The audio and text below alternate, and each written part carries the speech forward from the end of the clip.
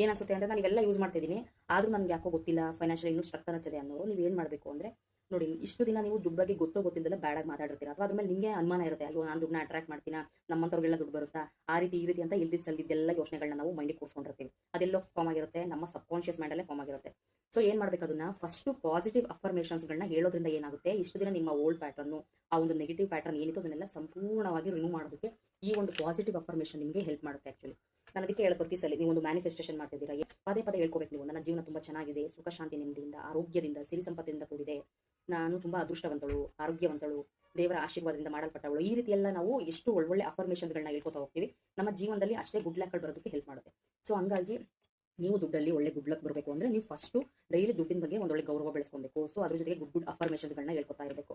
ನಾನು ತುಂಬಾ ಇಷ್ಟಪಡ್ತೀನಿ, ಗೌರವಿಸುತ್ತೇನೆ, ನನ್ನ ಹಣವನ್ನು ಎಷ್ಟು ಖರ್ಚು ಮಾಡ್ತೀನಿ ಅಷ್ಟರಷ್ಟು ನನ್ನ ಬಳಿ ಬರ್ತಾ ಇದೆ, ದುಡ್ಡು ನನ್ನನ್ನು ತುಂಬಾ ಪ್ರೀತಿಸುತ್ತದೆ, ನಾನು ಕೂಡ ಪ್ರೀತಿಸುತ್ತೇನೆ, ನಾನು ದುಡ್ಡನ್ನು ಆಕರ್ಷಿಸುವಂತಹ ಶಕ್ತಿಯನ್ನು ಹೊಂದಿದ್ದೇನೆ. ನೋಡಿ ಕೇಳಕ್ಕೆ ಎಷ್ಟು ಚೆನ್ನಾಗಿರುತ್ತೆ.